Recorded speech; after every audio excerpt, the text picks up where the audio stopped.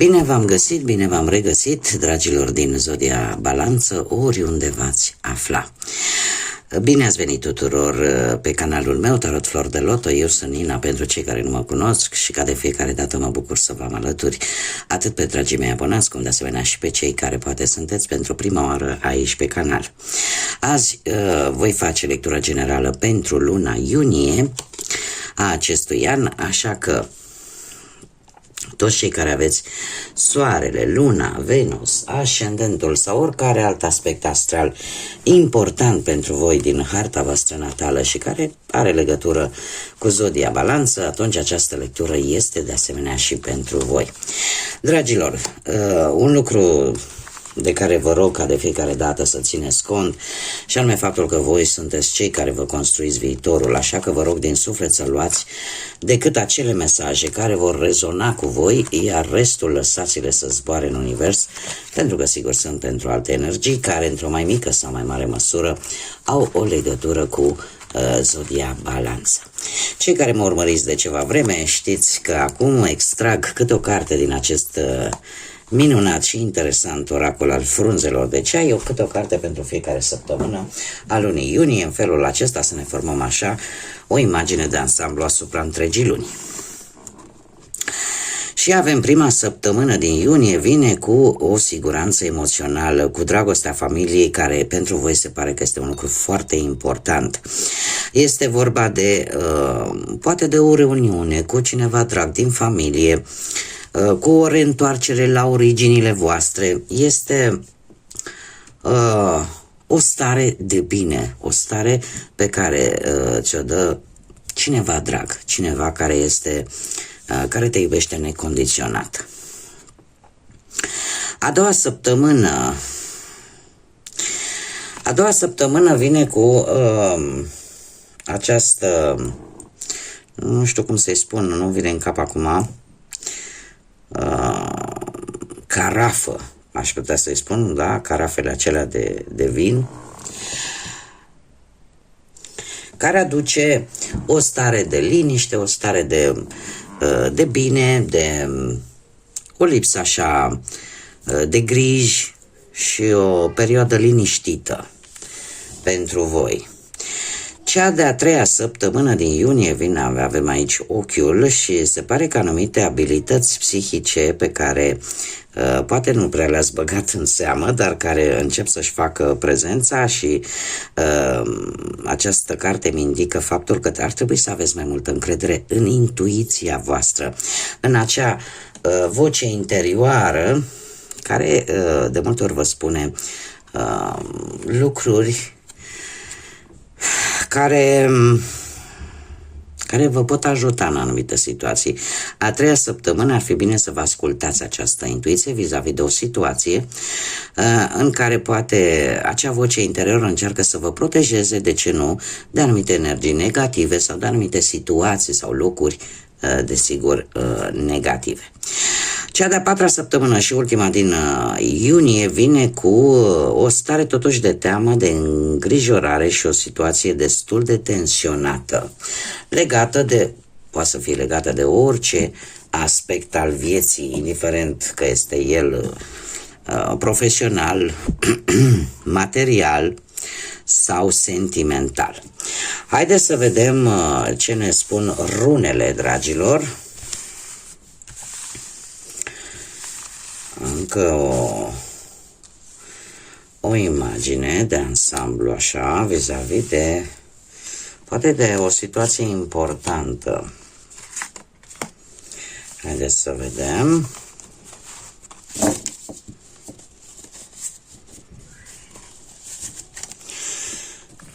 Ce ne spun runele?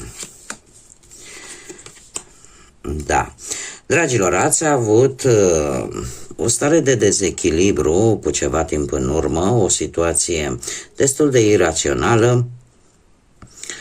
Raido vine cu,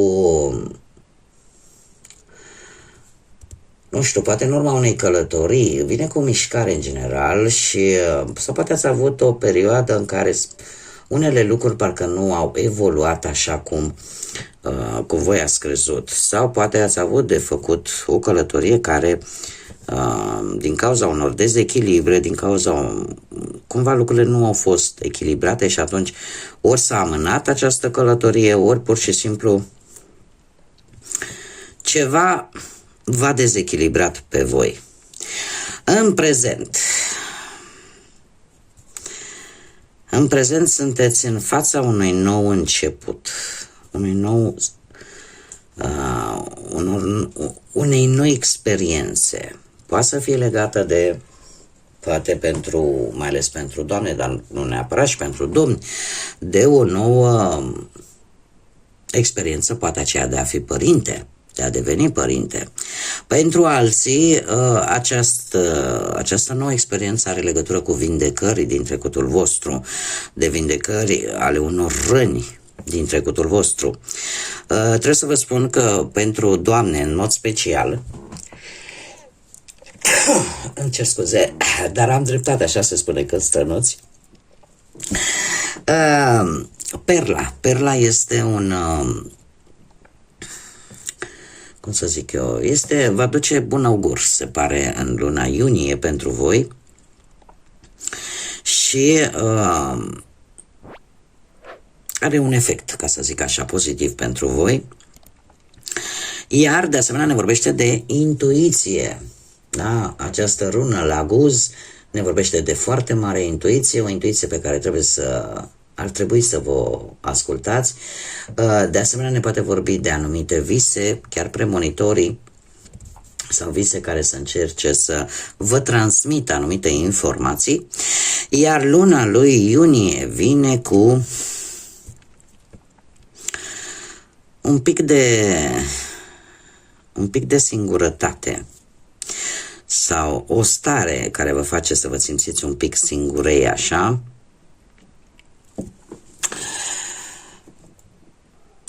Sau cumva să vă agățați de ceva pentru a nu fi singur, pentru a nu trece prin această stare de singurătate. Singuratici, poate vreți să fiți, să traversați așa o perioadă în luna lui iunie în care să vedeți mai bine anumite lucruri și preferați să stați mai mult singurei, să încercați să găsiți poate anumite răspunsuri, anumite soluții la anumite probleme sau la anumite situații. Cert este că Ghebo este runa care de obicei ne vorbește de parteneriate și de anumite schimbări. Schimbări care pot surveni în viața voastră vis-a-vis de anumite relații. E ca și cum mai spune, doamne, prefer să stau o perioadă singur pentru a-mi găsi un echilibru, într-un fel sau altul. Dar haideți să vedem cu ce vine tarotul și să vedem cam unde s-ar aplica ceea ce ne povestesc runele. Să vedem ce vine pentru dragii mei din balanță sau care au o conexiune importantă cu această zodie. Și începem, desigur, ca de fiecare dată, cu partea profesională. Partea profesională a venit, se pare, cu o veste, aș zice, destul de bună. De ce? Pentru că ți s-a dat undă verde deja să acționezi, să obții anumite informații necesare pentru anumite studii sau pur și simplu o veste care ție ți-a arătat că cumva ești pe drumul cel bun. E posibil, de asemenea, avem chiar și în prezent un nou început. Ambele cărți îmi vorbesc de noi începuturi pe plan profesional. Chiar dacă poate unii dintre voi veți avea anumite responsabilități în plus față de ce ați avut până acum, nu neapărat să începeți un nou job. Da? Pentru unii poate să fie un nou job, pentru alții poate să fie niște cerințe la locul de muncă noi. Iar pentru alții ar putea fi pur și simplu vestea că ai găsit ceva de muncă și cumva ai început deja să te planifici. Prezentul vine, cum am mai spus, cu noi experiențe, cu noi începuturi pentru unii. e posibil să fiți ușor apatici, care aveți deja un job stabil. De ce? Unii colegi, șefi, poate nu apreciază noile voastre idei sau cam propunerile pe care voi le faceți la locul de muncă și să nu prea fie de acord, să li se pară poate prea riscant. Pentru alții poate simboliza, cum am mai spus, poate un nou job în care pur și simplu te arunci așa, cu capul înainte, și chiar dacă această nouă experiență poate implica și o călătorie, care desigur are și riscurile sale, dar pe care voi sunteți gata să vi le asumați. Și unii dintre voi chiar o veți face de-a lungul lui iunie. De ce? Pentru că avem un 6 de spade, un 6 de spade care îmi vorbește de o călătorie de muncă, de o călătorie în căutarea unui job, sau pur și simplu unii dintre voi vă veți decide să lăsați un loc de muncă și să căutați în altă parte, nu știu, probabil să căutați un job care să aibă legătură cu apa, în mare parte, sau cu transportul. Cert este că vreți să lăsați ceva în urmă și fie el, cum am mai spus, un job, sau să lăsați în urmă această tranziție destul de dură și să faceți o schimbare. Vreți o schimbare în viața voastră profesională. Chiar dacă asta cere un pic de timp, cere un pic de acomodare, dar sunteți dispuși să o faceți, sunteți dispuși să vă asumați acest risc. Pe partea financiară se pare că cu ceva timp în urmă ați dus-o destul de greu, aș spune. Ați încercat așa să faceți din ceva bici și să și pocnească. Ați fost destul de supraîncărcați de multe responsabilități, a fost o anumită presiune pe finanțele voastre, poate anumite datorii de achitat, anumite cheltuieli, și ați depus un efort foarte mare ca să fiți destul de echilibrați din punctul ăsta de vedere bănesc. Ați încercat să vă organizați tare bine și în acest moment eu aș spune că cu acest 2 de monede încă faceți tot felul de speculații în așa fel încât să câștigați cât mai ușor bănuții, să reușiți să rezolvați tot ce aveți de rezolvat. Apare într-adevăr această necesitate de a fi cât mai echilibrați și pe partea asta, în special a banilor, sunteți mult mai atenți pe ce este mai important și eu aș mai spune că aveți de jonglat între două situații bănești. Încercați cumva să le țineți în echilibru pe amândouă. Sunteți foarte atenți, în special la ce bănuți intră, la ce bănuți ies, da, sunteți destul de hotărâți să nu vă lăsați și să păstrați așa o balanță, da, dragilor din balanță, pe planul ăsta profesional. Luna iunie pentru voi vine cu un 3 de bâte, de această dată o situație financiară care va fi în plină desfășurare, în care voi veți obține ceva în urma unei călătorii sau în urma unui studiu, ceva bănuți, iar lucrurile cumva încep să se îmbunătățească. Așa că încet, încet ieșiți din acest cont de umbră și efortul vostru va da roade.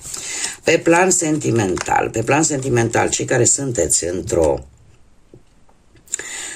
într-o relație, se pare că, dragilor, ați traversat o perioadă atât de faină și atât de frumoasă cu acest 2 de cupe, în care cred că este una dintre cărțile cele mai pozitive și în special pe partea asta sentimentală, pentru că există dragoste adevărată în relația voastră, există atracție, există echilibru, există pasiune și se pare că în prezent a apărut ceva foarte, foarte important în relația voastră.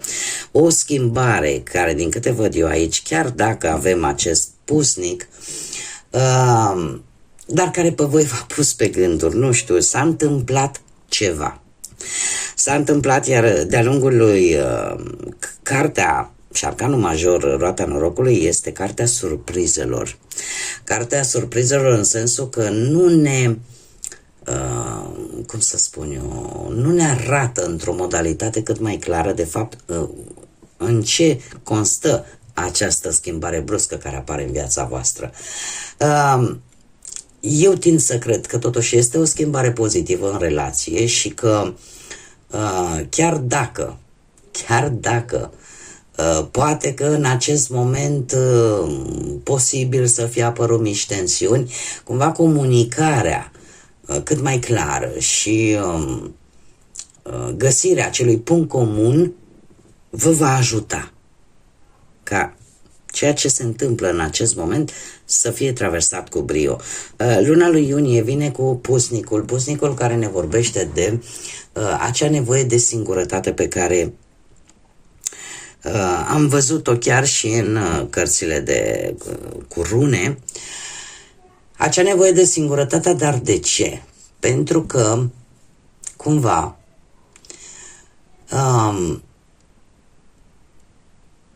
e posibil să traversați o perioadă de o separare, care poate să fie o separare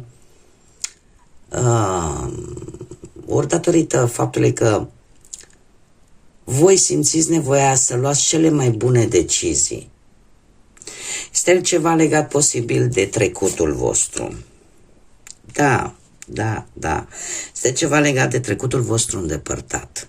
Nu știu ce s-a putut întâmpla aici, dar clar s-a întâmplat ceva.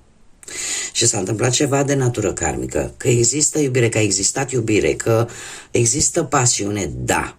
Dar aici ceva s-a întâmplat, care pe voi vă va face și de-a lungul lunii iunie să fiți un pic mai solitari, să analizați mai bine respectiva situație sau această schimbare bruscă care a survenit în viața voastră.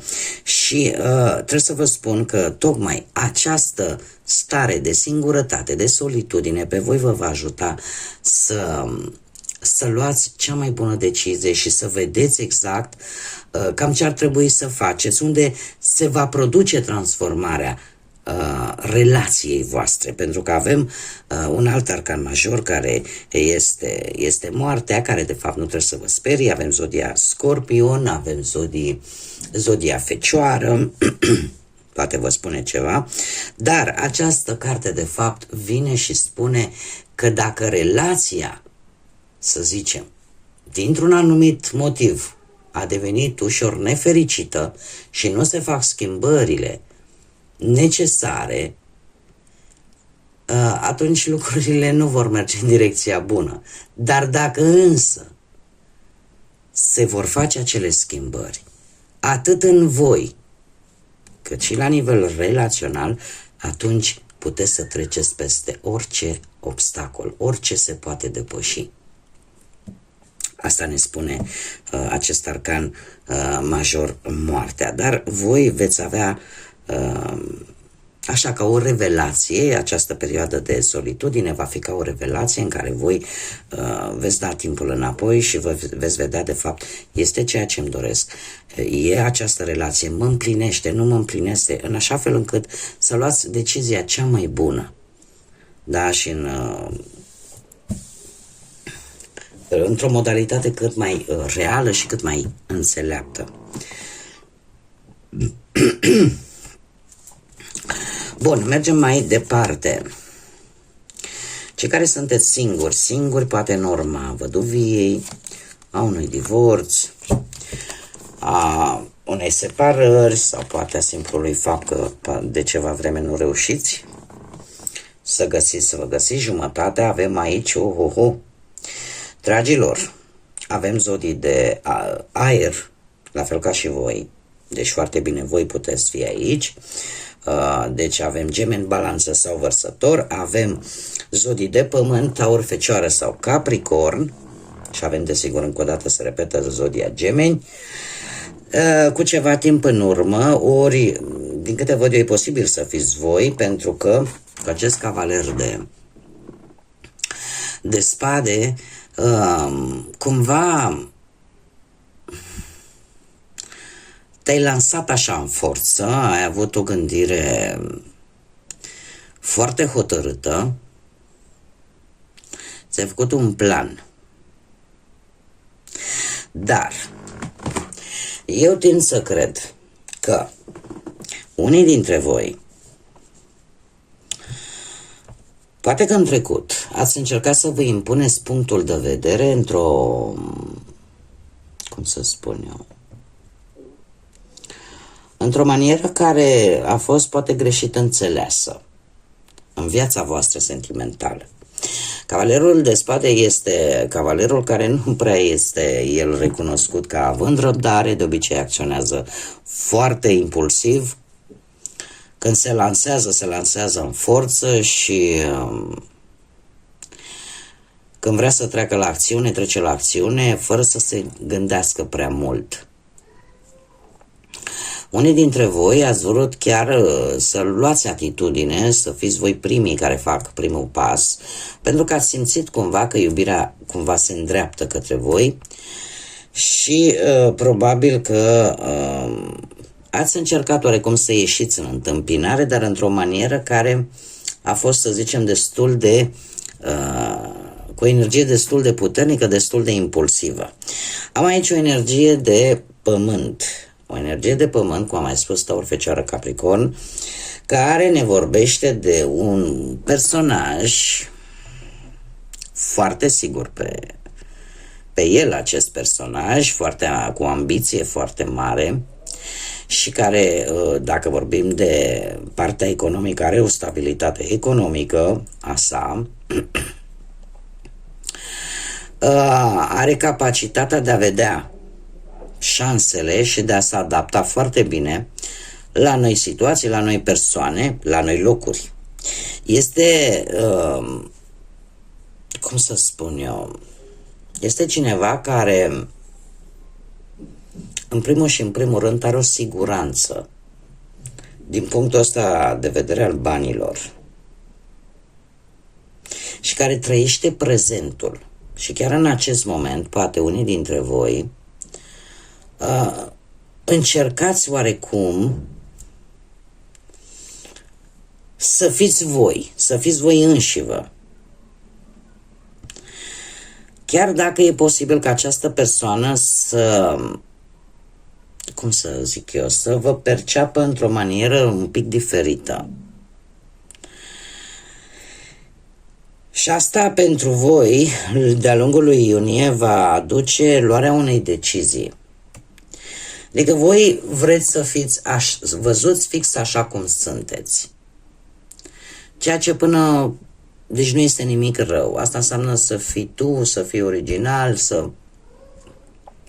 să te arăți lumii fix așa cum ești. Pentru că lumea trebuie să te accepte așa cum ești tu. Dacă tu consideri că vrei să schimbi ceva la tine, ai toată libertatea din lume să o faci. Și se pare că în acest moment tu asta gândești. Dom'le, dacă nu pot atrage pe cineva, dacă cineva nu mă poate accepta pentru felul meu de a fi, eu asta sunt.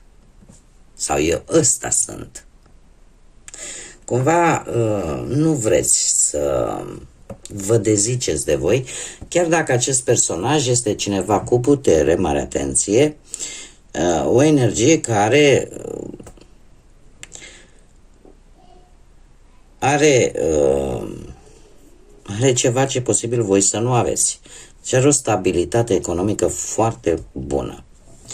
Și luna lui iunie, așa cum am mai spus, vine cu o decizie pe care va trebui să o luați. O decizie importantă, aș spune, legată de două situații. Dar va fi o decizie în care voi veți fi dispuși să faceți o schimbare radicală sau să faceți un compromis tare important și sunt mari șanse ca această decizie să o luați cu inima și nu neapărat cu logica, cu rațiunea, să n-aibă nimic de văzut. Dar apare implicarea luării acestei decizii în mare parte între două situații sau între două persoane. Acum e posibil aici să existe două energii în viața voastră. Așa cum am mai spus, oricineva care de obicei are un caracter foarte impulsiv din trecutul vostru și care, eu aș spune că trăiește tare mult în trecut, a rămas cumva în trecut. E ca și cum mai spune cineva care încă se luptă cu anumite chimere, încă se luptă cu poate anumite vicii, de ce nu? Și cineva din prezent care a apărut în viața voastră și unde voi vreți să fiți sinceri și să spuneți, știi, ăsta sunt, asta sunt, mă accepți așa cum sunt. Mergem mai departe și haideți să vedem ce mesaj, ce situație necunoscută poate apărea în viața voastră de-a lungul lunii iunie. Pentru dragii mei din Balanță. Opa. Aducătorul de lumină. Dragilor, aducătorul de lumină, fii acel aducător al luminii și luminează atât propria ta cărare cât și cărarea celorlalți. Asta îmi spune că ar trebui să nu te lași și să vezi lucrurile pozitive, să nu renunți la acea necesitate pe care voi, ca și zodie, o aveți, acea necesitate de a avea acel echilibru, acea armonie pe care voi, în general, cei care aveți, atât cei care aveți soarele, cât și cei care aveți și alte aspecte astrale importante în Balanță, acea armonie pe care voi o căutați de-a lungul întregii vieți vis-a-vis de relațiile voastre, indiferent că sunt sociale sau sentimentale, familiare. Încercați să vă folosiți acea diplomație, acea amabilitate, în așa fel încât să nu vă pierdeți nordul. Pentru că se pare că unii dintre voi aveți o putere de... sunteți așa, precum un far pe care alții îl folosesc. Și atâta timp cât voi luminați propriul vostru drum, probabil că și alții pe lângă voi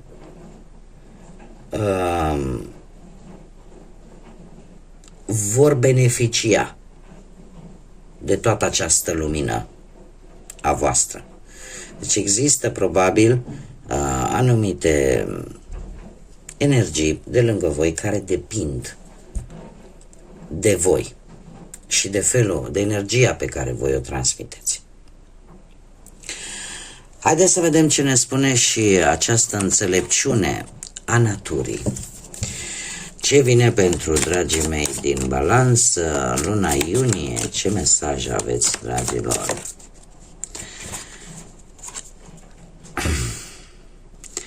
Adânc și subconștient. Și avem oceanul. Dragii mei dragi, adâncurile oceanului te cheamă să-ți asculți intuiția. Și asta am văzut-o încă din primele cărți. Ascultă-ți această voce interioară și explorează adâncurile subconștientului tău.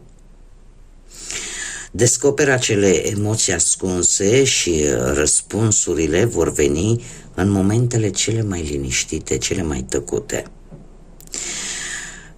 În felul acesta îți vei clarifica multe lucruri pe care te macină pe interior.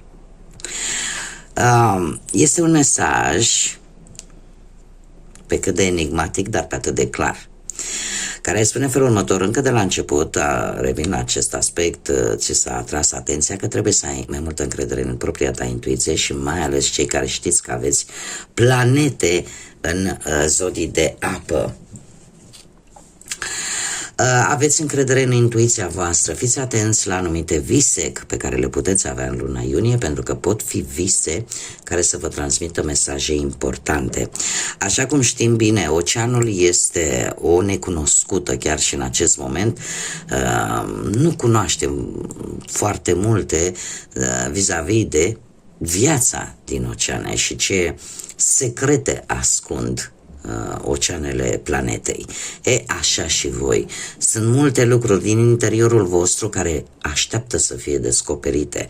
Așa că sunt emoții ascunse pe care trebuie să iasă la lumină. Sunt răspunsuri pe care le puteți găsi în momentele voastre de meditație, în momentele voastre de liniște.